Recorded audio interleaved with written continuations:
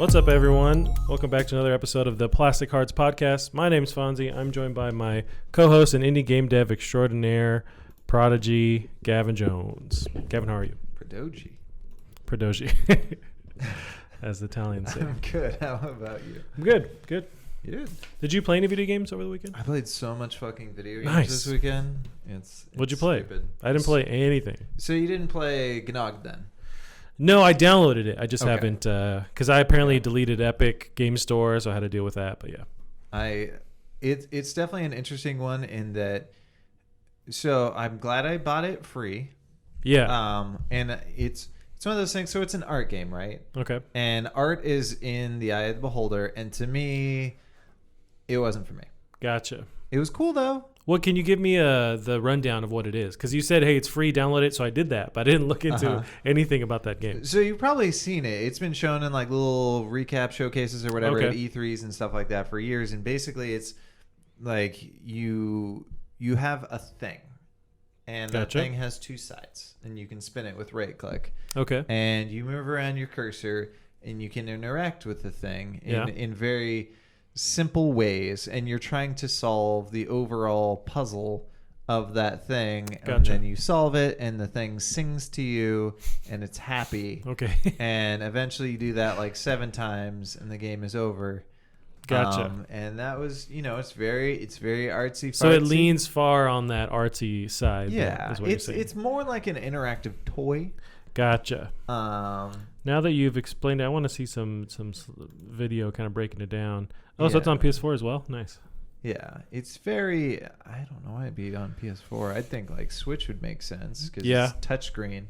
But yeah, it's weird. It's very pretty. I like the art style a lot. Yeah, just going in looking at that. It's gorgeous. See, that's why I thought you'd like it, because you were really into that sort of almost toy-like nature of Donut County. Oh, sure. Yeah. 100%. The writing was really good in that too, but the art Yeah. style was part of it. I think that was the thing Donut County had too. The writing was absolutely like It was just funny. And weird and and the gameplay was oddly enough like satisfying. Yeah, you it got was. your hole really big. Yeah. So. It was very light.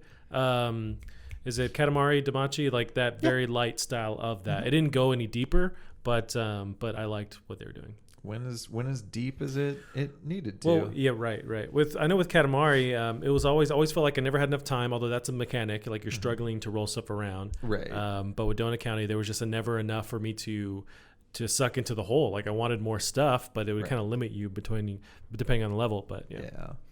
So there was that. Knocked that out. I'll check this out though for sure. Yeah, knocked that out in about 2, maybe 3 hours. Gotcha. And then Prey, which I cannot stop playing. Like I feel. Well, you're into that. Nice. I now feel like withdrawals when I'm away from Prey. What? It's so fucking good. A lot of times there's a hump you have to get over to where you can sink in, and I just can't picture getting over that hump with Prey. Like it was early on, I was like, I'm not having fun, but I knew that if I would have stuck on, I'm sure there's something there. It's mad. Like I honestly, possibly unpopular opinion, though I haven't talked to anyone else about this. Throw it down. I like it more than BioShock. Dang. Like any of them. Although I never finished 2. I know 2 was really good. Yeah, I was same here. Wow, better than BioShock. I think the combat thematically fits more with the whole theme of the game. Okay. It's pretty. I wanted to play it because when I got done with The Outer Wilds, I was just like, I was in that universe. I felt like I lived there for the time I was playing it. I know this game is like that. Gotcha. So I wanted to go out and play that, and it's totally like that. It's absolutely amazing. The skill tree is super cool. You can totally play it a whole bunch of different ways, and it's super duper fun. I will definitely go through that DLC. I'm just gonna blaze through. I was gonna mention because they added like another way to play the game. Yes. Was it more of a almost like a survival mode, or just like something else, or was it arcadey? I forget. It's a whole different kind of thing. So it carries over the gameplay, but it's like you have several different survivors. Okay. And you have to escape, but you have to do it in the right order so all of them can escape. Gotcha. And and I definitely want to play it again too, but with a different build. Like it's really good. It's cool. Have you finished the normal bare bones single player, like the regular single player that it came with? So I looked that up this morning, and I am very far away. Gotcha. It's supposedly if you kind of do like the main, like if you beeline the main quest, it's like 16 hours, and I'm maybe 14 in. Maybe Wow. I may be 16 in. God, see, when I think about it, it's like I don't want to be there for that long. But right. I'm on the I other don't have side. that kind of time anymore. Yeah. But it sucked me in, and the other thing would well, be I'll put in the time, but it's like I'm on the other side where I didn't have the fun to where I want to put the time into it. But now I want to get over that hump because you're on the other side of it now, and you're just like running around and have a good time. I didn't get to that point, and now I do. I think if you can get to the point where like you start just discovering, and like it recently got to this point where it's sort of scary because so first something it does a little bit better than BioShock is BioShock was like you had big areas, but it was linear. You were going through them, sure, you'd explore them thoroughly, onto the next. Yep. So this started off in a very large area. Gotcha. And then moved you on to the next one, moved on to the next one, and now there's a bunch of them, and they're all connected. I can go to all of them right now. Okay. And that was like this big scary moment where I was on one side of the map, and then I'm like, I'm going to go back to the other side. Yeah. And I'm like, well, what's down here? And then it was like a new area and a new area. I'm like, I'm just the keys. I have the keys. The whole kingdom. It's here. I can just progress now. Is it made to be more of an open kind of format, or they eventually guide you through these areas, but at any point you can move around as you want to? Well, there's the main story, so I imagine it does guide you through them, but it's definitely not stopping me whatsoever. And it's, in fact, rewarding me for exploring areas early. I get more XP. And I didn't hear that from any reviewers, but I can't think of, maybe they did mention that. But right. Wow. So, and I know some people gave it like Game of the Year when it came out. Yeah, I feel like it had some tough competition, but if it had came out this year, it'd be probably second for Game of the Year for me, or like up there with first. I don't know, but it's amazing. So looking at that, looking at Dishonored, that new game they're making, the Deathloop game. Oh, right. I want it so bad because they're just getting better at making games. Yeah. So that's going to be amazing. That's cool. Yeah. I have it. There's no excuse for me to not jump into it, really. I will play it. It's so good. That's awesome. Yeah, because I really liked BioShock and that whole vibe. And I keep waiting for them to do something with System Shock. I think there's like PC. Isn't there a re-release? There's some kind of, there was like a Kickstarter. There was some attempt for a PC version of that. I don't know where that is, if it's dead in the water or what. But yeah, I would love to see that kind of revitalized. But really, I should just play Prey instead and not wait for that. It's so much scarier too that like BioShock had like a horror theme, and this is straight up a survival game. So if I approach a situation or I'm not paying enough attention, I can just be 100 to 0 in seconds. That's true. BioShock, tiptoed around that, but you always had enough ammo and stuff. Right. It's like you never really felt that, except for when the big daddies were around. But even then, eventually, you were as buff as they were, as strong as they were. So. Oh god, yeah. You'd have the whole room tricked out in tripwires, mines, like a power that's gonna float them up in the air until you're done with them. Yeah, that's true. Interesting. That's cool. Play anything else? No, that was the two. But... Gotcha. So we got to get this over so I can get back. Yeah. Got the itch. I brought my PC with me. Are you playing on PC? Yeah. Gotcha. Yeah. And it runs okay. How's your PC holding up with some of these titles? I mean, that's a demanding one. That one's a little bit older. It's running on the CryEngine for some fucking reason. I don't know why anyone would choose to use that. Really? I thought that's still a commonly used engine, no? Or is it they're moving on? I don't know. That was used for that, and then that Hunt game. Like, oh, right. Yeah. Yeah, it's weird, but yeah, gotcha. it's good. Okay. Well. I will check it out. So, except for there's a hacking mini game where you guide a ball through this annoying maze, and I feel like I wish I could switch to a controller during that part because it balls with a keyboard. Gotcha. So I didn't get to or I don't remember that part. I remember those little black spider guys. They were just like terrifying. Moving around. Yeah. At the time I was more annoyed, but maybe they get worse. And you have that like spray gun foam stuff that you can platform with, which is pretty neat. I almost never use that for platforming. It's almost 100% for combat. Gotcha. Okay. So, but I don't really know how much platforming you can do with it. It doesn't seem like there's that many places where I'm breaking the game. Gotcha. Yeah. How's the story on that? So far, it's good. I think I found a plot hole. But aside from that, I really want to know what happened, and the story also integrates pretty well into the gameplay as well as your it's neat that it goes into your skill tree a little bit. Gotcha. Where the story is. Do you think they needed to acquire the IP and call this Prey, or could they just have gone with something else? It has nothing to do with Prey. Yeah. I can't find a damn thing. So But what's that's disappointing to me. Does it still even take place in space or have any kind of sci-fi aesthetic to it? I'm trying to think. It's been a while since the old one. Yeah, well, this new one, as far as like using that same moniker, that same name, Prey, it's like really what? I understand it's not the same story at all, like not connected that way, but right. Is it even the same themes? And if not, why even? It's not the same things at all. The old Prey was like a super old school shooter. It was really fun, really fast paced. This is slow, albeit like circle strafing. Actually, it works really well against certain enemies. Okay. The other thing I kind of noticed is so the shadow for your character is, so I picked a woman. Yeah. And your shadow is a man. Oh, interesting. No matter what. Yeah, no matter what. You can see those super broad shoulders. Gotcha. And then tapers down.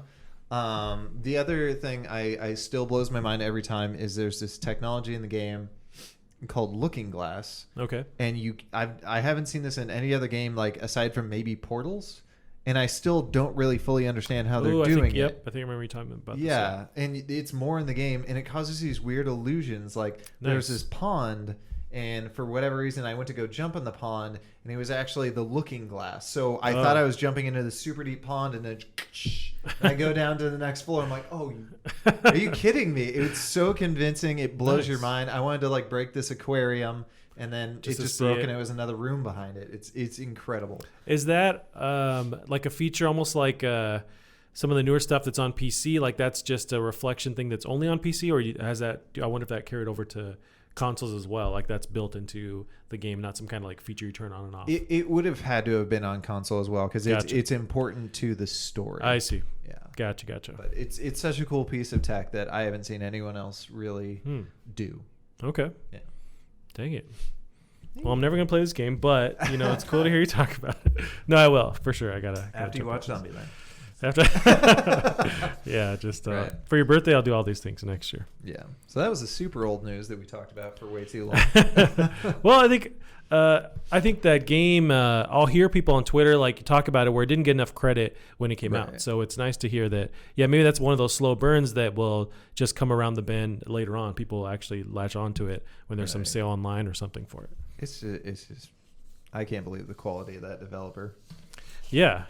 I really like the is it Arcane Studios? I want to say. Yeah, all their stuff is really cool. Yeah, and the new one, Deathloop, looks like it's by Arcane Lion or Arcane Leon. So like, are they having multiple teams now, or are we going to be getting more of their awesomeness? I want to say they had 2 teams, but I do not remember honestly. Okay.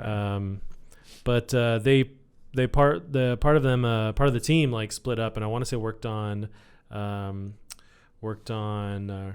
maybe not. So so Deathloop is what they're working on. It just says Deathloop. I guess they worked on some of the Wolfenstein stuff. Oh, they worked on BioShock 2. There you go. That's why it was so good. There you go. Yep. Okay. Interesting. Wow. So you can see the overlap, the carryover of kind of ideas and stuff. Interesting.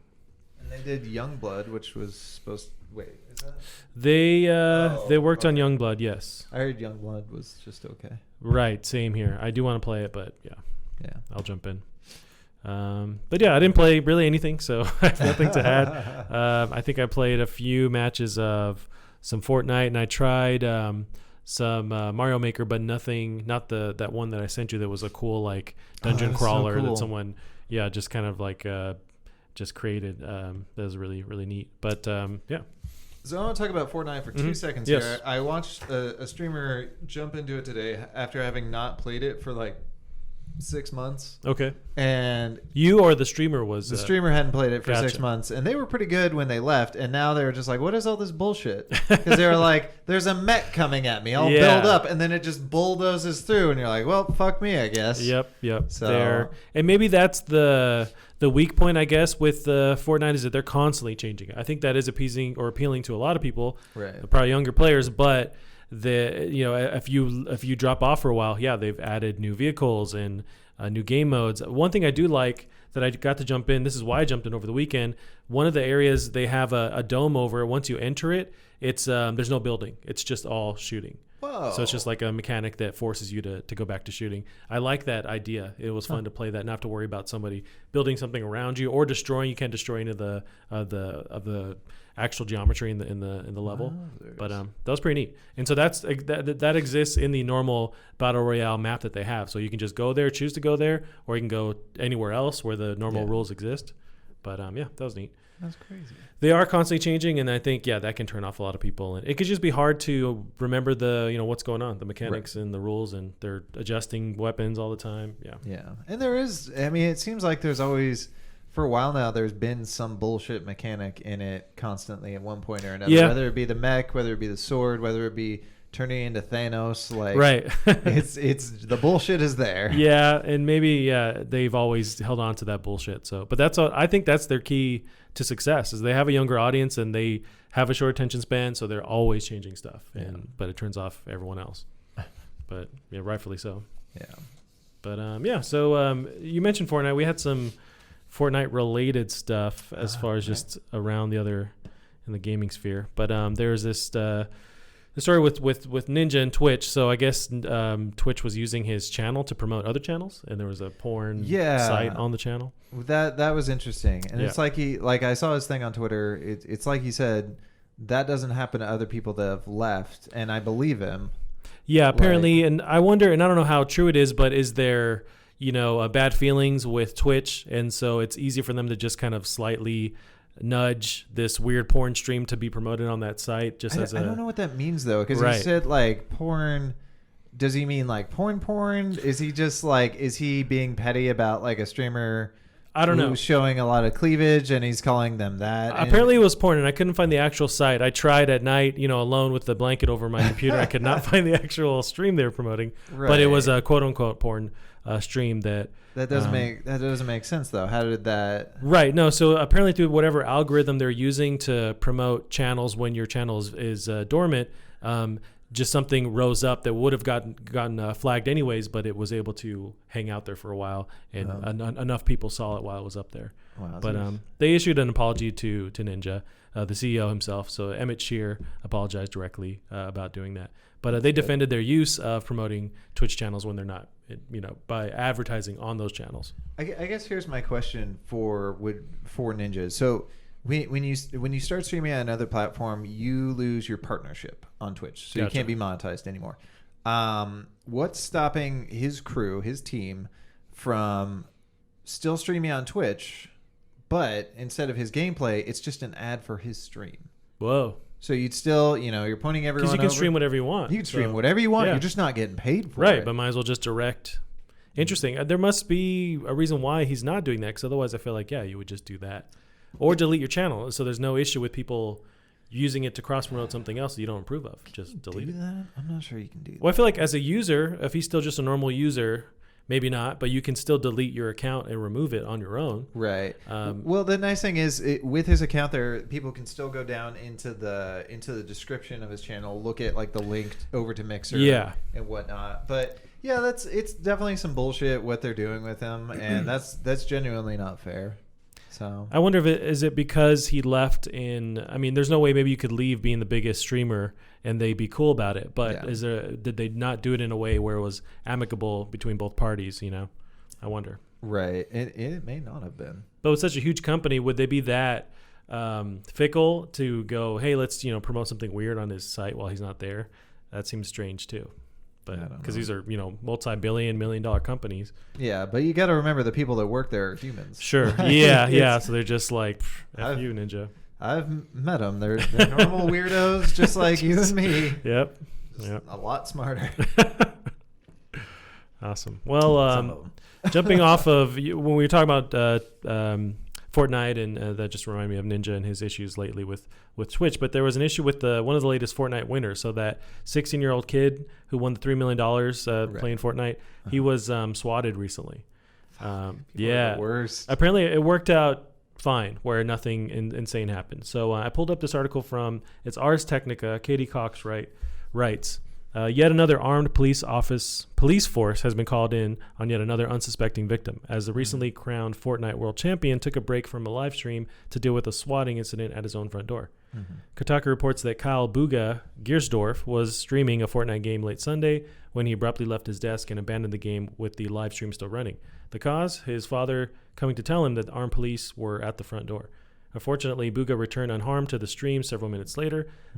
Quote, "That was definitely a new one," he can be heard saying on a recording of the stream. "I got swatted." The comparatively quick and peaceful resolution of the issue was in part due to sheer good luck. Quote, "I was lucky because the one officer, he lives in our neighborhood," Buka explained on the stream. Luckily, it worked out. But a year ago, there was an issue with someone getting killed through swatting, and that guy actually, was charged for I want to say murder, manslaughter, something like that. But it's a big deal. Manslaughter, yeah. Can you explain how they actually find this information? Because is this exclusive to PC users, and they can find their URL or address or something? There was a demonstration of I remember this. I hated this video. It was kind of disgusting. It was like some guy on playing Call of Duty. Okay. And people would be talking shit to him, and he had this super deep, intimidating voice, and then he'd start making like scary threats at him and pointing to the neighborhood where they live. And part of the problem, so there's a large vulnerability with console users because typically voice over IP, so everything else will typically all go to a central server and then be sent out. But with your voice, it's not going to a central server and being sent out. They want to get there as fast as they can. So it's just being sent. Oh. So you can trace that latching back on to the actual voice signal. Okay, interesting. And you can't use a what's it called? IP decoder or something. Well, what's it called? It's 3 letters. PVN. PVN. You can't use a PVN. I've heard of that. I never knew what that does, but yeah, I've heard of that. I mean, it's basically so you send your signal out to the VPN, and then that goes out, and then it comes back, and then it comes back to you. So it all goes to his computer. So it's way, way safer. Gotcha. But for an online game, you can't be playing an online game with that. You're going to be too laggy. I see. So yeah, it's definitely a problem with consoles. See, I thought it was easier on PC for them to find this information and either way. Gotcha. They're both just as vulnerable. PC, there's so many ways for people to find out on PC, so it's really scary. How do you combat that at all? So in this guy's case, it was luck. Right. I knew a guy back in Chicago who got swatted, but he felt it coming. So he'd had I may have told you this before, but he'd had somebody sending pizzas to him. Okay. I was like, this is awesome, but the 10th pizza is going to be the FBI. So he basically called the Chicago Police Department and said, look, I'm a public figure. I'm at high risk for this. Just so they know, or just so they know. And they're like, if this happens, it's probably going to happen soon. Gotcha. So they pulled up to his door. They knocked very politely. They said, hey, we saw on your file. We do have to come. And that's the thing about swatting that people don't realize. Even if it doesn't kill you, it can still wreck you financially. Because you have to pay for that. Whoa. If you get swatted, you have to pay for it. I did not know that. Right. So there was this one gal out in California that was going broke because this guy up in Canada had swatted her 12 times. Jeez. And the SWAT team, every time they're like, we have to go. If they call it in, we have to go. The one time they don't, something happens, and Right. So, but if I remember correctly, the guy up in Canada, because it's illegal in America to do it to somebody else in America, but it's not, or anyone, I think, anywhere, but it's not illegal in Canada, I think, to do it to an American. So it was this guy out in Canada. And I think he eventually got arrested for terrorism or something stupid like that. Because you're 100% terrorizing. Yeah. That's insane. Yeah. So it's a big scary thing. And you can find people super easy. That's why it's crazy in that article where they're like, oh, this guy got he got swatted. His full name is, don't give out their middle name. Right. That's why I try and even keep my last name off the internet. Gotcha. You want as little. Well, I blast it every episode. You do every time. You never told me. You never told me. Yeah. So you want to keep absolutely everything. Gotcha. You never want to reveal your birth date, anything people can do to find you. There have been points on stream where I've said I once said it was like hot out, and somebody was like, "Oh, I know where you are." Like, oh yeah. Well, okay. this is why I shouldn't have said what. Like, I'm not gonna. I feel like Jesus. it's okay to say what state I'm in. Yeah. But if people are like, "Oh, it's 88 degrees," well, I know where you are. Boy. It's like, well, fuck, dude. That's super depressing and scary. I really never thought about this kind of thing until that one issue a year ago where that guy was actually murdered doing that. Yeah. I didn't realize how big of a deal it was or how easy it was to do. Yeah. But it's like you still got to live your life at the same time, right? You just hope that the cops don't burst down your door for no reason. You gotta hope. And definitely not keep any like plastic guns or anything like that around where they do burst through. But that's the only thing you really can do is warn the police in advance. Right. But it's such a scary thing with like when it's gonna happen to you, because some people, like, I feel like especially more so with women, they want to terrorize people before they even get big. Gotcha. So, to scare them from doing stuff. Yeah, exactly. So and they don't have to be in the stream, right? Like they can just, because you can do it once you have their information, you can send police whenever you want. It doesn't have to be. I feel like a lot of these are caught on stream. Like I wonder if people are trying to do it while they're streaming at the same time to get footage of it or for people to see what's going on. I imagine part of it is doing it for the attention. Gotcha. And they want that notoriety if they did that, or they just want to make a scene about it. So it makes me furious that people do that. It's just, why would you do that? Right. I guess we'll never understand it because we're not in that mindset. But it's such a troll thing. If there's a label for a troll, like that's the perfect type of person who would do that. Like, I think troll is like putting it nicely. That's like saying you're being a goof. Yeah. Like this is like, no, you're being a monster. Oh, you're just being silly. No, yeah, you're 100% right. Yeah, that sucks. Yeah, luckily it worked out. But I mean, he's going to be a huge target. He just publicly won with this kid in particular, $3 million playing Fortnite. So good luck. I guess what if you just stream from a separate location? That's only ideal for these higher end users, like say like a Ninja or this guy in particular too. You could pay the money to stream somewhere else, like not stream at home kind of thing. I mean, you could, but also it doesn't make you any safer. Gotcha. So, like, for example... But at least your family wouldn't be targeted, you know what I mean? Right. Like, there's definitely that, but you look at, like, there's a stream team called, I don't know if it's still around, I think it is, Nerd Fusion. Okay. They all stream from the same office, right? Gotcha. So if one of them gets swatted, they all get swatted all at the same time. Yeah. So, bummer. Well, hopefully everyone's safe out there. Yeah. Just send pizzas. Like, that's just...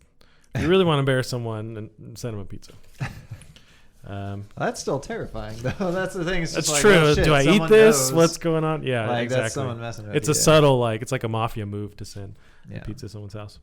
Gavin, we had a bunch of video game stuff happen. So much. I want to start off with No Man's Sky. So there's an update tomorrow. It actually comes out. No Man's Sky Beyond. It's not tomorrow, is it? So it's August 14th, which today's the 13th. Shit.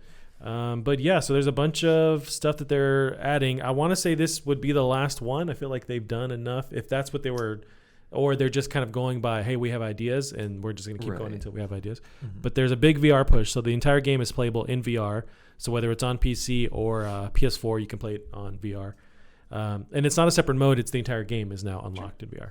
I mean, that's not, because it's not really competitive multiplayer, there's no advantage. Right, that's true. Yeah, so, there is multiplayer mechanics, but I think it's all like your group is playing together and it's not like against each other. But yeah, they're also pushing No Man's Sky Online. So it's a bunch of different multiplayer options you can have between 16 and 32 players, different activities they can play together, go on archaeological digs.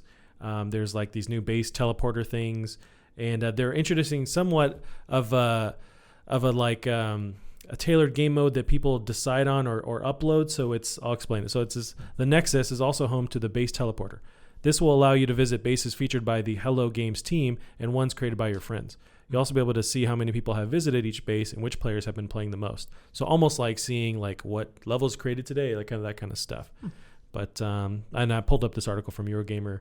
Lottie Lynn wrote all this stuff. But it's awesome. It's a huge push that they're doing.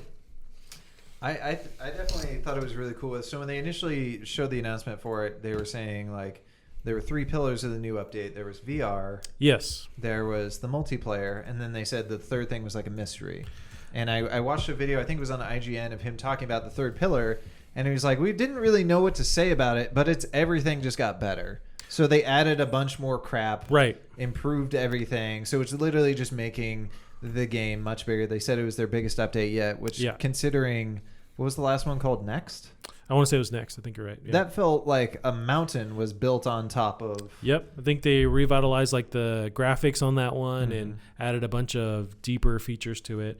But yeah, you're right. That third pillar is really just the updates. And there's a bunch of like, so I have them broken down. Yeah. There is tameable creatures now. There's milkable creatures, rideable creatures. I liked in the video the rideable creatures. They were riding on giant crabs. Yeah. That looked fun. New, more varied biomes. We have a new discovery menu, bigger bases. There's electricity and logic systems, so people are going to be building games with this for sure. It's going to be nuts. Yeah, it's very Minecraft-like. A new galactic map, a new world learning system, an improved base building system, new construction options, crafting options. Yeah, there's also new NPC races. That's yeah, cool. I didn't hear about that. Yeah, apparently. Yeah. So I'll jump in. I haven't played since the last update, but it's really just like it's a great story. Seeing how they initially launched, the backlash, and how they've just like fully, not recreated the game, but like just made it super deep compared to what it came out with. This is really what I imagine they intended on releasing. There's time constraints. This is what we were promised, and it's finally here. And it looks fantastic. And that's the thing too. I like with that third pillar where they're just like, people play this game a whole bunch of different ways. So let's just give them all more. So this is for everyone. This is not for one group, and that's fantastic. Yeah, and this is a free download as well. It's a free update. So as far as like promoting a game and continuing to add content for free, this is pretty notable. We talked about Minecraft, I think it was last week, where that game came out 10 years ago. If you bought that original copy, you have all the updates now, and so this is the same kind of thing. Something. So I there was that other space game I sent to you, and they there was a review for it that someone brought up. A brilliant point is like, we're in the golden age of space games because they're really good right now. Oh yeah, for sure. Any kind of space game you want, it exists and it's good. Yeah, it seems like, I know when No Man's Sky was doing this with Hello Games, the way they're creating this universe was kind of creating itself. There was always blank on the term, but not streaming, but it's kind of artificially developing or procedurally generating. There we go. Yes, procedurally generating. The way it's doing that with a universe kind of concept is pretty nuts. So, but now you see a lot of different games either doing that or just creating fully fledged, chunks of the universe, which seemed pretty nuts to do, especially when they were coming out. But they're doing it, and now it's plentiful. You have all these different options. But I can't imagine how cool this game will be in VR. I've been thinking about getting a PSVR for a long time. Now I'm like on the lookout for a deal because I do want to jump in because that looks really cool. Yeah. Nice. Goodness. Well, Gavin, we got some other stuff happening too. So this is about Capcom and a new Resident Evil game. Oh, I saw something about it. Yeah. So Capcom expands testing of an unannounced Resident Evil game. Capcom has ramped up testing on a new unannounced Resident Evil game, inviting select players in the U.S. to try the game in New York or Los Angeles next month. Last week, the developer invited members of the Resident Evil Ambassador Program in Japan to test a new game. This week, it sent out a similar email to members of the U.S. program, asking them to try out a new game in early development. The test will be carried out in Los Angeles on September 20th, 21st, and New York September 23rd, 24th. What I found interesting was... So they're not going to reimburse anyone who flies out for this. It's just the people they invite, if you can make it, then you make it. But I imagine these are elite, either streamers, people in the industry, that kind of thing. Yeah. They'll not be compensated for their time nor their travel costs. There are very few applicants that they're sending out for this test. But so now the speculation is this a new Resident Evil 8 or an actual one of the HD remakes of say like 3, 4, that kind of thing? What would you imagine on this? I feel like it has to be 8. Because 4, like if you remade 4, that's cool, but like bringing people out to test it, like we already know what it plays like. That's true. Or really 3 would be the next one in line. Right. But you'd want to get feedback on a new entry, right? Yeah. And I imagine they're going to use this footage like immediately for promotion. That's true. Interesting. Like, this is just the demo, and these people are screaming at the top of their lungs. Just like anytime in a scary movie where you watch the trailer, they have footage of the actual like people sitting and watching in theaters, like the test audience. I and hate then, that. Yeah, or like people died in the in the screening, and like okay. But yeah, so you're right. They're going to use that 100% for promotion. Yeah. So the fact that they're filming this now or getting people together now means we should get a legit announcement soon. Then, right? Would that be insane? Maybe like early next year, as far as like a new Resident Evil game coming out. Yeah, I think that's perfectly logical. Maybe too early this year because you can't. You got to promote it and like release it all in the last holiday season, or you wait till the start of next year, kind of thing. I wonder. Capcom is a mystery. I don't know how much Capcom there is to Capcom. Like they could have 20 teams working on 20 Resident Evil games, and I wouldn't know. So that's true. I think anything is possible. I do remember when the last remake of 2 came out. Was it 2? Yeah. That they, right when it was coming out, like the week before, they announced that they were already working on the next whatever HD remake. So I think it is too early for them to talk about the next one. But I'd also, just like you mentioned, this is probably them focusing on that next Resident Evil 8. Did you ever play 7 or finish 7? I would never touch that game with a 10-foot catalog.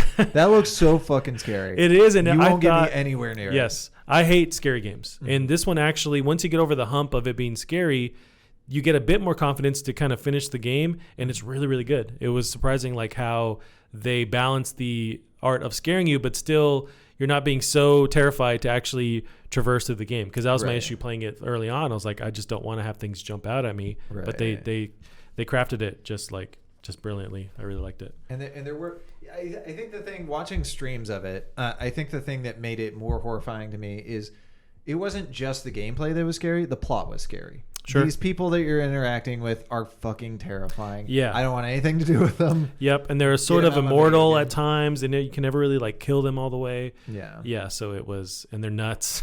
Right. Yeah. It was really good. So I'm excited for this next entry. Yeah. People will go nuts if that's what it is. And I think they will. Resident Evil's back. It is. Gavin, we also have some Minecraft news. There was a long promised Minecraft graphical overhaul that was canceled. Oh, that's right. Yeah, so this is from Kotaku. Today, this is 3 days ago. Today, Mojang announced that it has ceased development on Minecraft's Super Duper Graphics pack, citing technical difficulties. Really? Yeah, it's been just over 2 years since the feature was announced on stage at E3 2017. And I want to say it's Mojang. Mojang's statement went on to say that the studio wasn't happy with how the update was performing across the different platforms Minecraft on which is currently available, which range from Xbox One to smartphones. Mojang is instead looking into another way for you to experience Minecraft with a new look. I wonder what that is. So was there some platform holding them back that they couldn't across the board implement this graphical overhaul, or why even have it work on everything? Yeah, it could be. I mean, that's sort of... It is hard to... that game is hard to render in the first place. It's hard to... There's a lot of CPU stuff. It doesn't seem like it, but it's also still running on Python, which... What is that? It's a language that's a little bit slower than a lot of... It's... I mean, to be fair, in this day and age, all languages are super fast. Gotcha. But that's... Python wasn't meant to do this. I see. But it sure as hell is. So now it's struggling in the years after its initial creation, where it can't be, added onto or like twerked with or tweaked, yeah, twerked with. I mean, part of it is like this game is so big. There's so much simulation going on. There's so much complexity. It's like a big voxel game is hard to do. Gotcha. So yeah, I could see throwing a graphics pack. That being said, there have been plenty of mods. Right. Yeah, people have done that on their own. Yeah. Right. Sure. But people are running them on like badass PCs. So definitely the Switch couldn't handle it. And that makes development harder if everyone's kind of doing different things. I see. Yeah. They did update this story with Kotaku. So this is from Mojang. We've been trying to solve Super Duper, which is the texture pack, for a long time. A spokesperson from Mojang told Kotaku in an email. We wanted to wait until we determined that the path forward before technically or... let me go back here. We wanted to wait until we determined the path forward before officially addressing the project. We're looking into different options with our Render Dragon graphics engine, and we'll have more to share soon. So they will put out something, but... so it's not all the way canceled. It's not... Well, this initial release is, but what the actual HD thing they put out in the future is not sure of yet. But I was excited for this because I bought an Xbox One X, actually looking forward to that HD, kind of addition to Minecraft, but because I have no intention on playing on PC and upgrading my PC to do that. But I've seen the renders, the footage of people playing, and it looks beautiful with all the different texture packs and upgrades. But yeah. It's definitely an interesting concept from the perspective of Minecraft has never been about looks. Sure. Yeah. But, yeah. And now, but at the same time, at this point, people are adding that, and it's kind of revitalizing the game. But you're right, it wasn't really built on that. That's where for me, it was a misconnection where it looked like a simple game, just visually, as far as like what's being rendered, all that stuff. But under the hood, it seems like it's not at all like that. Right. Interesting. So we got some news about Loot Crate, the company Loot Crate. They're filing for bankruptcy, and they're laying off workers. That's too bad. Did you ever buy any Loot Crate, like gaming Loot Crate things? Oh God, no. Gotcha. Yeah, that's there for me. I already have enough crap, and it's just they just keep sending you crap. That's exactly it. But that's too bad. Yeah. So this is from Gizmodo. Beth Elderkin writes, Loot Crate was once the go-to company for monthly shipments of geek and gamer gear, but now its stock has run dry. The company is filing for bankruptcy and has laid off dozens of employees on top of the 150 warehouse workers who were let go last month. Loot Crate plans. A lot of warehouse workers. Yeah. It's more than we have. Really? Well, by a lot. Gotcha. You got to send out those, not Tamagotchis. What are those little like square collectible things now that GameStop only sells? Tomo Pop or whatever? Yeah, Funko Pops. Funko Pops. That's really all it is. Loot Crate plans to ship all remaining boxes to customers, but given how behind it already is, it seems like a tough promise to keep. Right. They're filing for bankruptcy. They already have $20 million that they back owe to different outlets. So. But quotes from the CEOs, co-founders are saying that they're going to, all initial purchases that have been secured, they're going to ship those out. It's just like in the future, they don't know what's going to go on with that. But yeah. But I wonder if it's just we reached a peak apparently a while ago where this stuff was the norm, where you'd see all these different companies providing that same kind of Loot Crate style where they'd ship you stuff every month. I wonder if we just kind of reached a point where there was too many of those.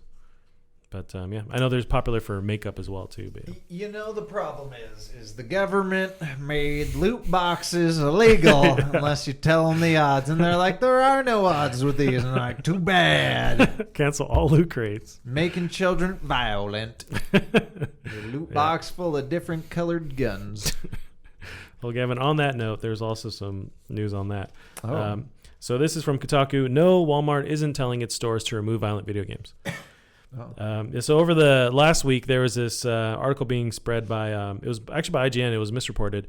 So apparently they had gotten word from Walmart that they were going to remove all the violent video games from the store shelves, and it made Walmart actually come out and say, "Hey, we're not doing that. We're actually just pulling the advertisements for violent video games." But completely reasonable. Right.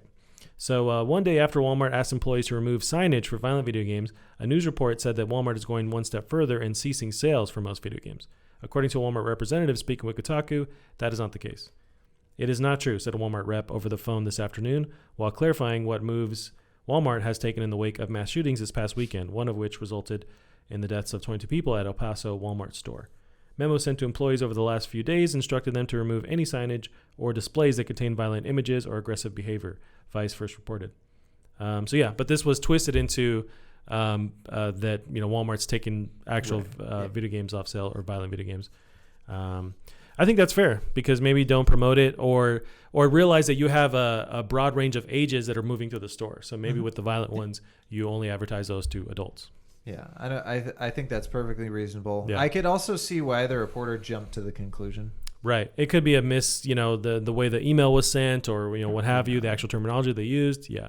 Here's the question, though. Are they still going to have that Mortal Kombat cabinet that's like this tall, just perfectly at children's height? Is it the older Mortal Kombat, though? Isn't it? Yeah. Yeah. It's like Mortal Kombat 2 which or is 3. still crazy violent. But yeah. So... But I mean, these kids can go watch, and it's the same kind of argument that's been over and over again, but these kids can go watch violent movies and it's something that's advertised to them. So what do you do? I don't know. Right. And that would be, that was my first thought was like, is this going to go the way of like smoking ads? Right. But at the same time, it's like you said, we still have the violent movie ads. We do. Like it's no different. We do. And so it's weird. Over the weekend, I texted you, I watched Hobbs and Shaw, and I took my nephew. He wanted to see it. He's 8. Mm-hmm. No, he just turned 9. So although while we're watching it, I'm thinking like it is a fun movie. It's over the top. It's silly, but there's people getting shot. They're quote unquote bad guys, but Is it bloody? it's not bloody. Is it? Yeah, it's not. It's bloody. not gory. It's not bloody, gory, but there's weapons being used to kill quote unquote bad guys that are just mass bad guys. Mm-hmm. But by the thousands, I don't know. The Rock single handedly just kills people. But and they're dying. They don't show. It's not graphic. It's not super detailed. But that is happening, and it's a fun movie. So it's like it's just this weird area where it's up to us to kind of decide what we're interpreting or interpret what we're seeing and decide. But yeah, I mean, with movies, it's this stuff is advertised to kids, and it's fine, but it's just a weird place. Was that movie? Was it R or PG-13? It was PG-13. Yeah, that doesn't surprise They me. used their 2 curse words that they were allowed, but otherwise, yeah. And there was violence, but it wasn't fudge and yeah. Darn it. Right, yeah. But that movie was crazy and weird, and it was exactly what they were advertising, and I was fine with it. Like it was what it was for sure. Did you ever watch the first ad for that where they reveal like 100% of the movie? Like the first trailer? Yeah. Was there anything not in that trailer in the movie? No. Okay. Which is always, and I hate that. But with this movie, it was kind of interesting because we're in the audience and you can hear people laughing at the jokes that are in the trailer. Oh. I'm always just like, what? How's that surprise you? Or how's that still funny? But people still dug it. Yeah. But what can you do? The Rock, he can't go wrong. Yeah, I think the thing I wouldn't like is that I know it's not a fair comparison, but in my head, if I watch that, I'd have to compare The Rock versus Jason Statham. And as much as I love Jason Statham, he's going to come up wanting. Yeah, for sure. He's cool. He's not that cool. He's not The Rock cool. Right. But yeah. So. Yep. Have you been playing any Apex Legends recently at all? No. So they announced this solo mode that's apparently went live today. Oh.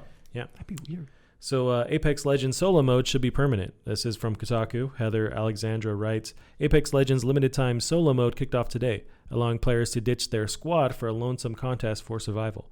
While Apex Legends is built around team play, picking the right hero combinations, and communicating with the other 2 members of your squad, the solo mode offers a more deliberate but equally exciting way to play. So I feel like this kind of interests me enough to jump back in. I didn't really play much when it first launched, but that's so strange to me because that game is wholly designed from top to bottom for team play. So that feel weird. Yeah, I wonder if they're tweaking in this game mode just whatever is available to make it more fun for single player or for playing on your own, but I'm not sure. Yeah. I'd at least not be frustrated because I'm on a team with a hacker and that's why I won. Gotcha. That's now you are the hacker. So many of my wins just because of that. So. Gotcha. Yeah, I just thought that was notable. I do want to try that now that they're. I'm just the team focused ones don't really stand out to me, so I like the single player option. Yeah.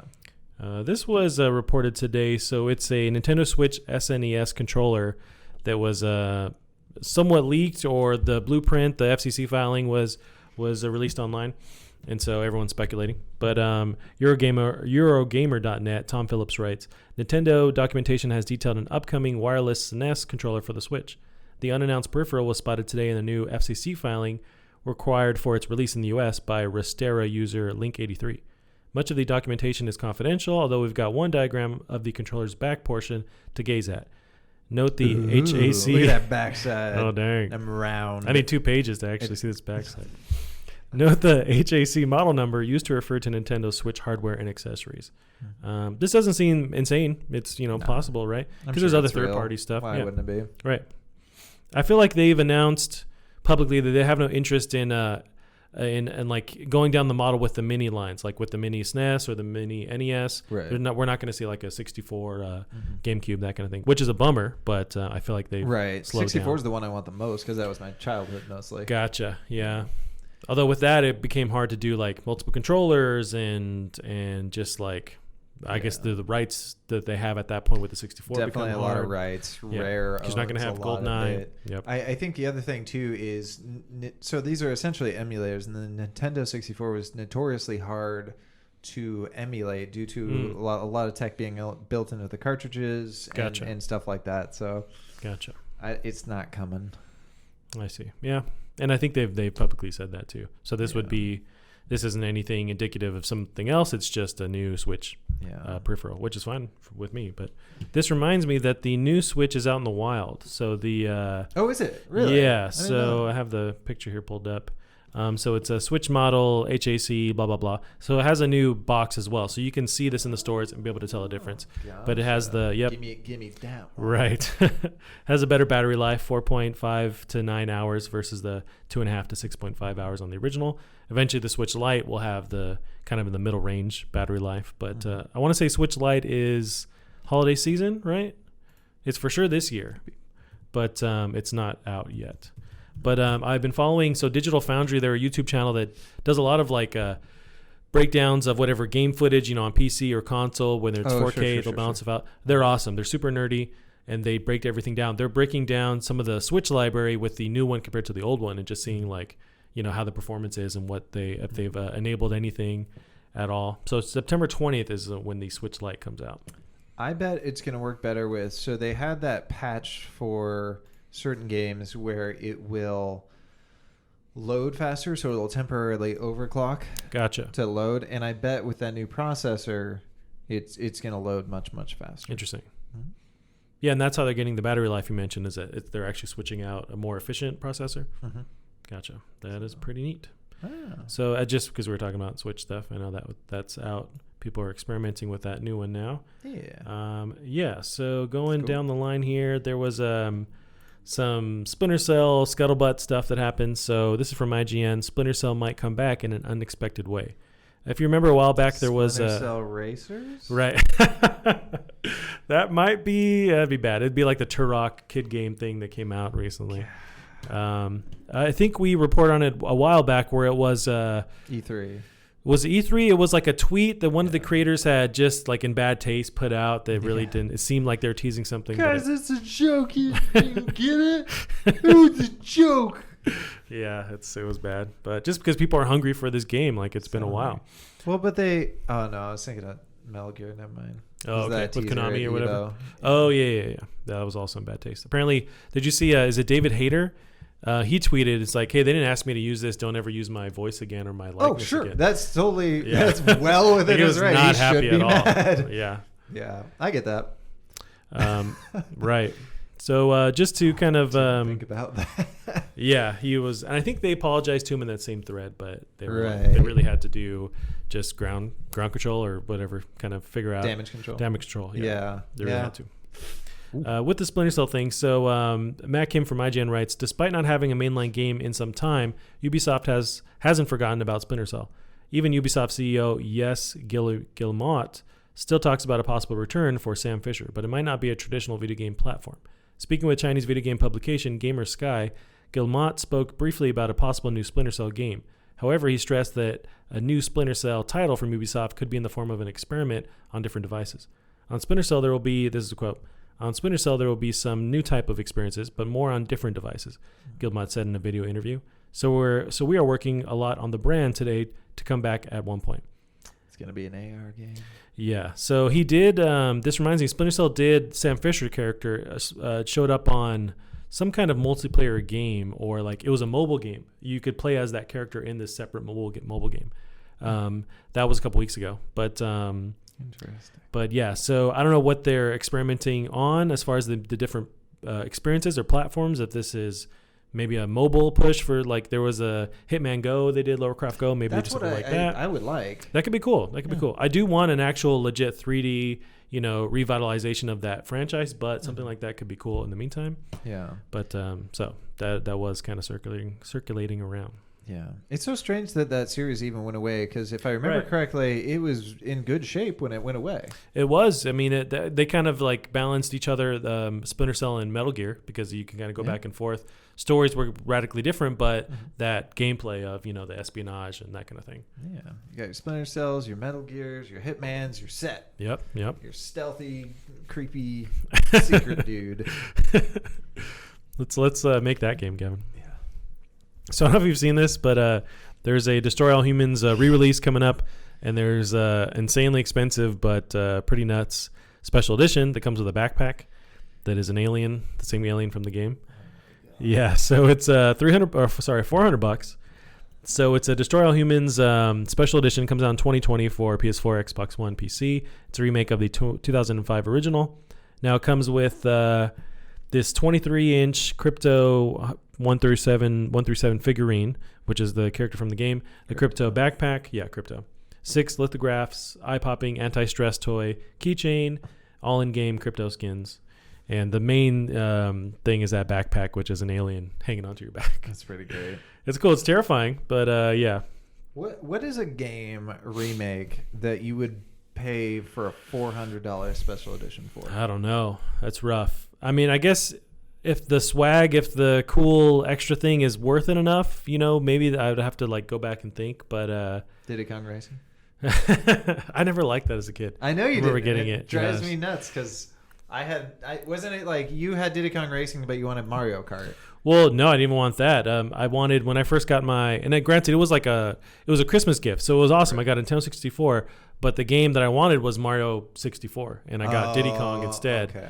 And I was just like, I don't want to play this. I had to imagine I was playing like a 3D platformer instead. I was racing. I mean, you kind of were with that weird overworld they had, Oh, that's true. Yeah, because you could move around and find the levels and then jump into them. Yeah, you're right. Yeah. One of these days you should watch the speed run for it. It's batshit insane. Really? Yeah. They've got really weird triggers. So you can spin a weird circle clipping through a wall. If I remember correctly, you do weird stuff to cheat in that game. It's insane. Yeah. Did you see? I didn't pull it up, but it was a Resident Evil 4 speed run that broke the record. And it was an hour and 20 minutes or something. Wow. But this was last week. It was reported on. But I'm going to find it here. So it's an hour and 25 minutes. That's so short. Yeah. They must have found some really weird glitches because back when I'd watched that GDC, it'd be pretty long, and they were taking advantage of the fact that the worse you play, the less enemies you have to fight. Oh, really? Yeah. So does that take time to die enough to... Or you're not really dying, you're just getting damage? I can't remember exactly how they were manipulating it. Gotcha. Man, that's short.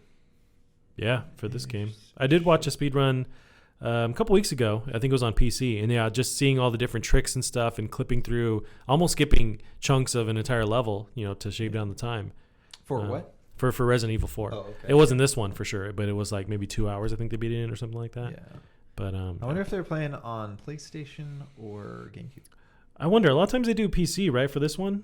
But I don't know, honestly. I'm not seeing any button triggers or Resident Evil 4 Pro 60 FPS.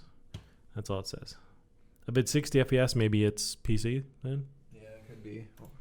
Gotcha. Did you ever watch the speedrun for Breath of the Wild?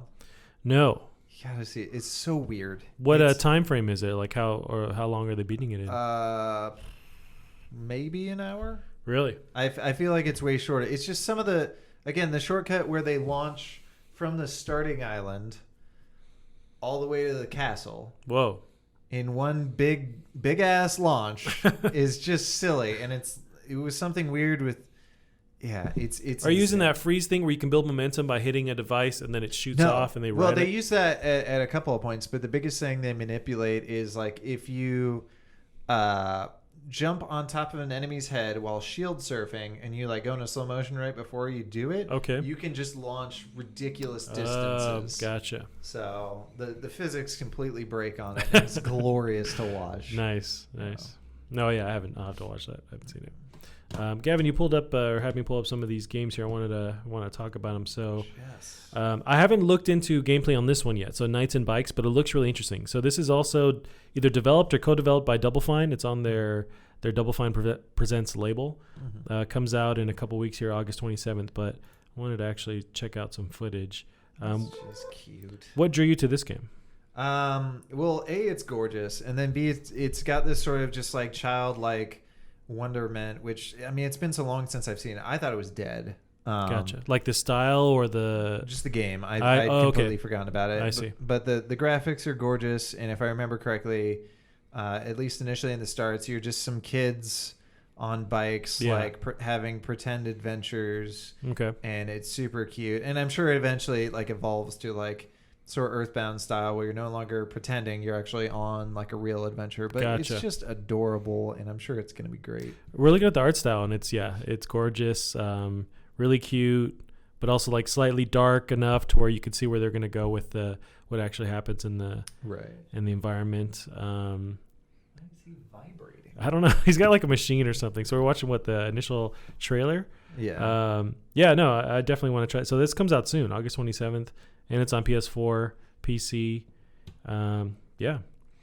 So it's by Double Fine, or at least they're helping to either pay for it or whatever, produce it.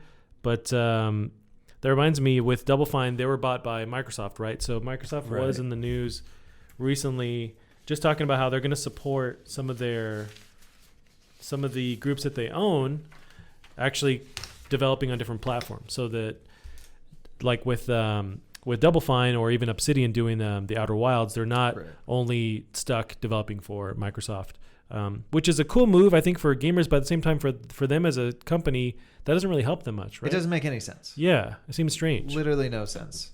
So. And they keep saying that, like with the main CEO guy at E3 kept talking about how they're really focused on the gamers and that kind of thing, and cross-platform play and cross-save, which, it's awesome for us, but I keep thinking, like, how are they functioning as a company if they were going to keep doing that?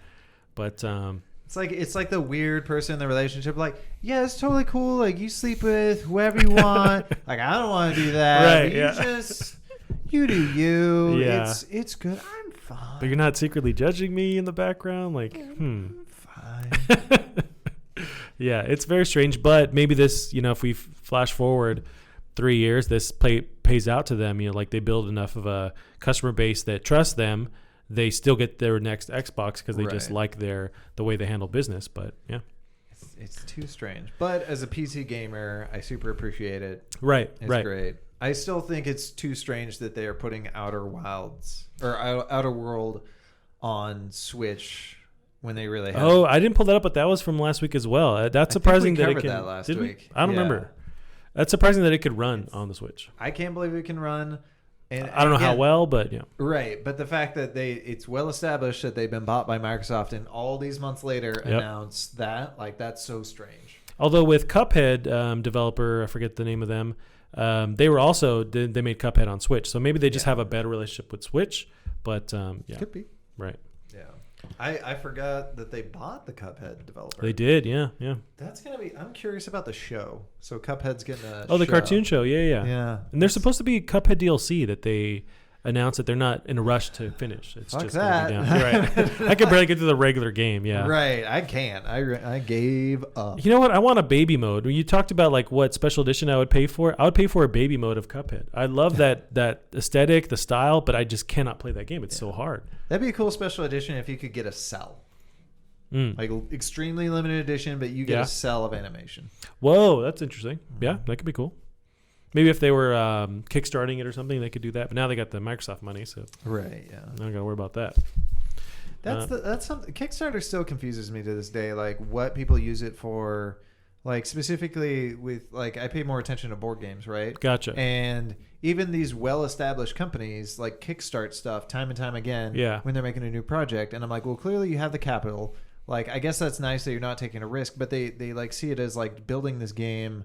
Yeah. With the community, and I'm so far removed from the world of Kickstarter that I genuinely don't understand. Well, I mean, these the people that are kickstarting it, they usually get some kind of prize or token in exchange, sometimes an actual version of the game, but it's different from like somebody who's actually funding the project, getting some kind of interest back or like actual like money back from what they put in. So maybe it's just business wise, it's more lucrative because people will give you money and they don't get anything that's, substantial in return. So you can just get more money than you need, or that helps to like the final push of a project sometimes, like with advertising or whatever that funds that. I guess. It just seems to me like as a consumer, I'm like, okay, you did your first Kickstarter. Right. So you're kickstarted. Now you are a company. Use the money from your projects. to make more projects. Yeah. It just seems like a continuous crutch to me. But that's, especially in the board game world, that's not how people treat it. They treat it. It's so confusing to me. Well, I think they would stop, whatever entity will stop doing that if people stop supporting it. But I think since people still do and get whatever free thing from, giving them a couple bucks, they're just going to keep doing that. And why wouldn't you? Right. But yeah, as people, if they stop supporting it, it will go away. But yeah, not anytime soon. I guess. So there was that. There was Knights and Bikes, which looks really cool. Want to try it. And then now Dicey Dungeons. Have you got to play this yet, or you're super into this? Because I think it just came on itch.io. So they did their open alpha back on itch.io, and boy, did this game perform like shit on my computer. Like, you'd think like it's a very simple looking game. Yeah. And yes, it is. My computer should not struggle with it. Gotcha. So clearly there was some sort of memory leak. What I just had to do every now and then is reset the game. Gotcha. To clear it. Okay. That's not crazy. No, but the graphics are gorgeous. The only thing I thought was kind of weird was the music meshes weirdly. Interesting. With the rest of the game. And I don't know if they've changed that. But yeah, the music felt a bit off. Yeah. But the core gameplay loop is extremely satisfying. You feel good. It's super challenging. It is quite hard. But yeah, it's just good. And there's not really anything like it, to my knowledge, in the video game world. That's what. So it's what in that same family of roguelike, but it's putting it on its head, right? It's kind of twisting it. It's a new take on that kind of thing, right? And there's plenty of stuff like this, similar to this anyway, in the board game world. Gotcha. But this is allowed to do much more because it can do certain stat tracking, enemy abilities. Yeah. It can go a bit crazier with that, and it's super neat. Now, I keep seeing the name Terry Kavanaugh. That's the developer. Yeah. And this is just like a one-person project kind of thing? I don't think he's not one person. Okay. Like, I'm sure his team is very small, but he's very legendary. He made Super Hexagon. And I've heard that before. I'm having trouble visualizing what Super Hexagon is. You'll know it as soon as you've seen it. It's not the same kind of game at all, right? Which was VVVVVV. Okay, yeah. I may have said the wrong amount of V's. How dare you? Yeah. People go nuts for this game. It's so simple. Oh. The music is crazy good. Like, gotcha. Every single song in this game is definitely on my Spotify. Almost like a Puzzle Luminous kind of weird thing going on. It's just crazy fast arcade, like Try Not to Die. Gotcha. So music seems like a focus with his games, right? Certainly with VVVVV and that game. Okay. Certainly more so with Super Hexagon. I don't feel like it was a big push in Dicey Dungeons, but that being said, the music is extremely good. Gotcha. I just feel like it clashes with the gameplay, but the art is fantastic. It's absolutely adorable. Very different than what he's previously done. If you were explaining this to me, and I wasn't as intelligent as I am now, and I was an idiot, how would you explain this to me? Explain this to me like I'm 2 years old. Yes. You are dungeon crawling, but everything you do, weapons, items, that's new, is manipulated and using dice. Gotcha. Whether it be attacks. And do you play as the dice? I feel like I was reading something like that. You are a die, but that you being a die doesn't really have anything to do with anything. Okay, gotcha. So you're not using yourself as a die. I see. Yeah. But supposedly all the dice play super differently, which I absolutely adore when roguelikes can really pull that off. Like when Nuclear Throne did it, I love how different every single character plays. So if I'm mad at the previous run, all right, just pick a completely different character. I was reading the breakdown. It was Destructoid that you sent me. Yeah. So the character classes or play style, so there's like Robot, Warrior, Thief. They're all dramatically different, apparently. Right. Yeah. Like I hated how in Binding of Isaac, and I'm sure a lot of people would disagree with me, but I feel like compared to a lot of my favorite roguelikes, all those characters played almost similar. Gotcha. Like, but with this or like Nuclear Throne, like I love those big differences. Where maybe that was a focus going in. I'm sure, yeah. And I'd be curious to see if in the alpha, you picked your mission going in. So you're like, okay, you're starting out. Here's probably a good starter goal, and there'd be different lengths to the game, yeah, different like difficulties, and it was sort of each mission was more difficult, so you could pick your character and pick a specific mission for them. I don't know if they kept that. Yeah, interesting. So where you're not you're not what's the word, with these different play styles, you're not kind of limited to be stuck with that character. You can just kind of, when they're chunked into different modes or like levels, you can kind of switch around. I think each character had its own set of missions. Gotcha. Okay. So, and that just different endpoints, different modifiers. But I see. Yeah, it looks really rad. I don't know if I would be able to, just going in completely blank, be able to handle this. I'd have to like start up with just a light version of this. I don't know that you'd like it. Yeah, it's possible. I like everything else about it though. I like the art style. I like that it is standing out within this kind of world. This type of game, that gives me hope too that maybe it's different enough where I would jump in and not click with something else. But I wonder. It's on PS4, I want to say, or was it just PC? Yeah, I'm thinking of the last one. It's on Steam apparently right now. Yeah, I do know with it. I knew that it felt to me. When I first saw it and it was available to play, I had finally gotten deep into Slay the Spire. Gotcha. So this was just like a natural extension of, right. Okay, yep. Mm-hmm. Different, but similar. Yeah. That's awesome. So, can't wait. Those enemies are also super different to me, almost to an annoying degree, because some of them, like, their powers are wild and crazy. So it can really suck if you go to fight a new enemy and they're really tough, but you can't remember how they work. Oh. So you're like, I've made terrible mistakes. But you can see them in the overworld, so you could, in theory, customize your stuff before you go fight them. Gotcha. I see. So with that train, people can find out exactly where we are, right? Right. Gotcha. Exactly. I mean... Yeah. Well, those are coming up. Dicey Dungeons is out now, but Nights on Bikes is coming out August 27th. Nice. It was weird seeing Stadia ads. There's a Stadia Direct Connect coming out soon. I want to say next week, and they're going to announce some new stuff. I didn't have that pulled up just because it's yet to happen. But that's something they're teasing. Apparently they're releasing just more information on the games that are going to launch, but that's coming up soon. We're going to get our first test on whether this works or not. Right. Yeah. I don't think my personal internet can handle it. So my internet at times, I'm reading 100 megabytes is what I'm getting my test at, but it's not consistent. It's just sometimes I'll test it and it's there, but I don't know how consistent that is. Yeah, and we live in an apartment complex too, so right. So I five can play people at night. Come home and want to watch Netflix. Right. You're fucked. Yeah, and that's everybody there. So good luck. So I pulled up some of the stuff happening this week or coming out soon. So we got I didn't catch this, but there's a Friday the 13th Switch edition coming out. So random. Yeah, so it's August 13th. It didn't run well on my PS4. So good luck on the Switch, but maybe they've worked out the kinks. I doubt it. I'm sure it is smeared all the way down to poop mode. Yeah. So and then we got No Man's Sky coming out tomorrow.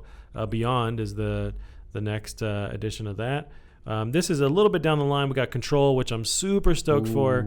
August 27th. So we got 2 weeks, week and a half, that kind of thing. What's it on? PC, PS4, and Xbox. Yeah. So this is Remedy. They were beholden to Xbox before, and now they can develop on whatever they want, apparently. So I want to go in blind. I don't want to know anything more. So I have been watching some of IGN's coverage, but they more talk about the mechanics and like what the mood they're trying to create, and it's not like spoiler stuff. But that's been getting me more hyped for the entire game. Just want to let it wash over me. I don't know. It could be a scary game. It could not be. I don't know yet. Yeah, I get the vibe it's more actiony, but I think there are weird, scary stuff going on, or they're changing the environment to where just like environments that don't clash are in one area, and that's kind of just to catch you off balance kind of thing. That's a focus with this. Yeah. But yeah, I'm super stoked for that. Knights and Bikes, like we just talked about, comes out. So Knights and Bikes is PS4, PC, August 27th. There was something coming out here soon that was like PS4 exclusive, and I was like, you know what? This is not PS4 exclusive. So this is, I was thinking maybe it's this one. It's Man of Medan, the Dark Pictures anthology. So do you remember Man of Madden? Yes. Do you remember it used to be a PS4 exclusive. It was these story-based games where you could influence the story based on like what you chose to do, and your entire cast could die. It was almost like this B-movie style. That same developer is doing now a series of games called the Dark Pictures Anthology. On the 30th? Yeah, so that's awesome. This is their next one. You're like stuck on a boat and some crazy stuff is happening and everybody in your party can die. Yeah, but now this is on Xbox and PC as well. I hope they make their money back. Those games have to be crazy expensive. Right. I can't think of I'm going to Google that. And another one that I thought was weird. So do you remember E3 on the Xbox showcase? They showed off a Blair Witch game. So that's right. Yeah, that's set to release at the end of the month, so August 30th. It was announced maybe a month and a half ago, and now it's coming out August 30th. It seems really weird to me. Why are they not hyping this game? No, that makes me worried that there's a reason, or it gets pushed. But it's getting in the end game time where it's like you can't just push that when it's 2 weeks away, kind of thing. Right. So yeah, I don't feel very good about that. That game looked fucking nuts. Yeah. So Supermassive is the developer of those games. So Until Dawn is what I'm thinking of. Yeah, that was the last one. And this Dark Pictures Anthology now is connecting or creating a universe where all those games exist, and they're all the story-based games. But yeah. That's awesome. Yeah. And it's just one of those ones where it's hard to make. It suits those David Cage players that want this content. That'd be an interesting one if we put up a YouTube video, because I think if I was playing it, like especially Blair Witch, I would literally scream like a girl. Like your neighbors would come knock on the door and be like, "Did someone murdered?" Yeah. Like, what? Was a little girl murdered here? Yes, exactly. You know what that reminds me? PT celebrated its 5-year anniversary. Yeah. Rip PT. And I have it still. I downloaded it. I don't play it, but it's on my hard drive. But just because it's gone now. But yeah. Even people who play horror games say that thing is terrifying. It's super terrifying. I can barely get through it. I haven't. I've yet to actually beat the game, because it was like a demo thing, but you can play it a bunch of times. But yeah, with Blair Witch, really what they showed off was a CG trailer as well. It wasn't even gameplay. So I don't know what's going on with that game, but we'll see what happens. Yeah, that could be bad. Yeah, it's 2 weeks away, 3 weeks. So yeah, but I think it would be cool to have you over and play some of these games, like say the like Until Dawn, where it's all story based and the choices you make. It's cool to have somebody on the couch with you, like influencing the actual. I don't know if you saw that. I think it was Until Dawn. They played this at one of the PlayStation. It was like PSX they used to call them. Mm-hmm. They played it on stage, so they had everyone yell out the decision, and they did that decision live. That's awesome. And got to so it was like a big influence everyone in the crowd got to have. But that's great. Yep. Not a lot else beyond that, I think, Gavin. We did have that game that I brought up. The which one? God, what was it called? Rebel Galaxy Outlaws. Oh yeah, for some reason I didn't bring that up. I will do that. I was watching. I'd seen a couple of YouTube. I get the feeling that they paid YouTube to kind of bump up because I just all of a sudden it started showing up on my front page of YouTube. Interesting. Okay, well the graphics are pretty, so let's see it. And I watched a bit of footage of it. So it's on the Epic Games platform? Is it not on Steam? It may not be on Steam. You know what? I think you're right. I think it's got an exclusive year. Maybe that's how I found it. I saw it on like the Epic Store. This is what I saw. Which, by the way, I'd heard people complain about how bad the Epic Store is. And until I recently started using it, I kind of assumed people were just being complainy. Yeah. But that store is just a hot pile of garbage. Really? There's no search, like unless you know the exact name of what you're looking for. There's no categories. It's not pulling up like sales really quickly. I can't just be like, well, maybe I could. I think I typed in free and was able to see some free stuff. But it's not intuitive, or there's a hurdle you have to go through. It's barely there. Gotcha. So they need to work on that. If they have these exclusive, huge titles, they need to work on that marketplace. Right. They're giving away all this money. I mean, the nice thing that I like about it is it's very well curated so far. Gotcha. The games on it are just good. That's cool.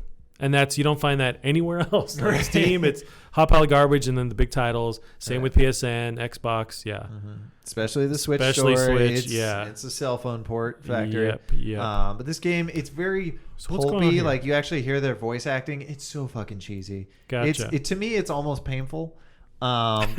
But it's intentional the way they're making everything, like here with the voice I think it's intentionally cheesy, kind of grindhouse, if you will. Okay. And I think it's just a story of you trying to build up enough money to upgrade your ship and take down, get revenge. Gotcha. And you can do that in whatever way you see fit. You want to be a pirate. You want to take off after pirates. You want to be mining stuff. You can keep upgrading your ships, get new ships. different like loadout builds, and watching a streamer play it, the gameplay moves so fast because the autopilot just takes you, like, let's say I'm going from here to across the room, right? Yeah. So I just press the button, and either I'm already there, or if something happens along the way, it'll stop and slow down and be like, hey, look, this guy's being chased by like a pirate. Do you want to intervene? Like, fuck no, let's go. Or like, yeah, let's do that. Maybe they'll help me out, or maybe I just get to feel good about myself. Yeah. It just like, for a streamer, the fact that there's constantly something new and exciting happening, and it's very pretty, and the soundtrack is really neat. Gotcha. So they have, I think, 20 hours of music. Oh, really? Just created for this game? No, it's licensed. Oh. So they have 20. So they do nice. have some custom music, and it's very much got like a Firefly vibe. A lot of people have said like this is like a pseudo Firefly of the game. Gotcha. And I think it's like the Texas attitude of it that gives it that. Oh, really? Yeah, it's got a big Texas attitude. So big, we're looking at footage South of it. Attitude, yeah. And already with the effects, like the particles and stuff, I just get like Star Wars vibes to it. Yeah. But you gotta love, like, you'll fly through. See, that's the autopilot right there. Like, gotcha. all right, I was done with that. Next. Oh, okay. And you're already there. And the load for that, like, that's it. It's just a quick pan, and that's you're awesome. already there. So. Wow. But the music is fantastic. They license 20 hours worth of music. Gotcha. It reminds me of like playing Tony Hawk back in the day. Okay. Or even GTA, like, where you have the radio going. Like, listen to all these new cool artists who I'm going to track down on Spotify and add to my playlist. They're all really great. As you're flying through space. Right. And they paid for this special license for these tracks. Okay. Where if you are a YouTuber or a streamer, you can play this song in context with your gameplay, and it will not. If it gets flagged, you can post this little link in the flag takedown and say, "Hey, no, that this is what this is reserved for." That's really interesting. Remonetize my video. Yeah. And there are only like a small set of songs where they couldn't get that license for. Okay. And if you put it in streamer mode, it'll take those off. Gotcha. Whoa. So, yeah. I feel like that's a big deal. I don't see or hear of any other game doing that. Right? Usually it's just up to you, your SOL, like you got to figure it out. But exactly, because music is a big focus, I guess, they're really thinking about the streamers, and that's what's going to give this game legs. You mentioned where you hadn't heard anything about this, and then all of a sudden you see these streamers playing it. That's what's carrying this game and getting it around is the streamer community. Yeah. So super action packed. Great music. Like, you're going to be streaming this. People are going to be loving every second. Gotcha. In addition, I've forgotten what I was going to say. Oh, well, it's just like, for me, it's a nice medium because I don't love the idea of like a super strict space sim. Yeah, me either. Yeah. Right. And this is a space sim, but arcaded up. Gotcha. So I'd probably be able to go in, play, have a good time, probably eventually win. It reminds me of No Man's Sky, but you're right, where it's more arcadey, more streamlined, where you can get to whatever event you want, whether it's fighting another pirate or getting to another. Do you land on these planets, or you're just kind of traveling between them? I don't know. I wonder. But it's really focusing on. There is a planet you can land on, but I don't think it's going to be the whole No Man's Sky. Right, and then you get out. Right. It seems like they're focused on the aerial combat and that kind of thing, the space exploration. Yeah, I did notice with, like, there was a space station where they land on. You generally just flew at it until it played a landing animation that went very quickly, and they then have you're immediately into the space station, and you can't really walk around the space station. You kind of click around, and you can play pool in space. You can play pool for some reason. Yeah. I almost wish they'd made up like a weird space. Like, I remember there was one movie, I forget what it was, where it was like space pool, so it was like zero gravity. Okay. And there were pockets up top and on bottom. Wow. I feel like now that you mention that, there's something in my mind that reminds me of, but I can't think of it. So. That's cool. So I imagine this is only PC, right? I don't at the moment believe so. The thing IGN that blows my mind right now about it is I don't believe VR support is there. That's a no-brainer, I feel like. Right. For a game that's designed to be played in the cockpit view, you're not moving around, so yeah. Yeah. And especially with how bulky that cockpit view is, like, there's a lot of shit there. Yeah. But if you're VR, you're not really going to see it. You're going to see past it. So. Gotcha. Yeah. Or be like head up against the window. Yeah. But so I'm looking up. Very impressive for that team. Very small team. So Double Damage Games is the name of the team. Yeah. So this says, as far as I don't know if this is platforms they developed for in the past, but I see PS4, Xbox One. It looks like I'm not seeing a time for this. Yeah, PC, PS4. Yeah, there's an Xbox One listing, so it's just hard to see what's actually going on. So, okay, Rebel Galaxy has received generally favorable reviews, according to Metacritic. First one, right? Oh, you're right, because this is Rebel Galaxy Yeah, Outlaws. I hear it was pretty good, but flawed. Although in the first one you gotta fight. You gotta drive the big spaceships. Okay. And this one you can't, but you can fight them, but you can't drive them. Gotcha. So. Do you think your PC can run this? I think so. It didn't look especially demanding. So it's out today. Yeah, it's very pretty. Nice. But yeah, it looks so it's August 13th. It looks like it's just on the Epic Game Store right now, but for PC. But I will keep an eye out for this. I want to say it was only like 30. Yeah, you're right. I saw that somewhere. We had the actual page open. So perfect price point. Yeah, $30. Yeah. That's cool. I will play this. Yeah. I'm big into these space exploration games, so yeah. That's what I loved about Outer Worlds. I always have to really use half my brain to think about it, but not Outer Wilds. But that's what I loved about that was just the exploration part of it too was really fun. And that's the thing too. We also have coming out before too long Borderlands, which now that you have interplanetary travel, that's true. A space game, not really, but sort of. Sort of. You got Borderlands. Does Outer Worlds, the other one I'm thinking of, the Obsidian one, is that one moving from planet to planet, or it's just sci-fi on one planet? I think you can go from planet to planet. I severely doubt that you can fly the ship. Yeah, it's true. I feel like they can handle doing all that going on. But yeah, so September 13th for Borderlands 3. Man, we're kicking into a pretty chaotic September and end of the year, basically. Yeah.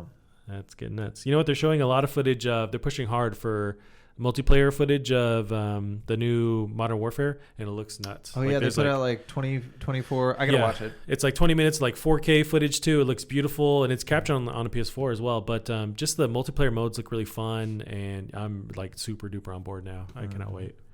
But yeah. That is exciting. Yep. All righty, Gavin. I think that's it. All right. We got it. We got through it. All right. Where can they find you online? You can find me at Drunk Dabs on Twitter. Awesome. You can find me on Twitter as well, Fonzie Pants, or Plastic Heart Pod is our Twitter page. Alrighty, guys. We'll see you next week. Bye-bye.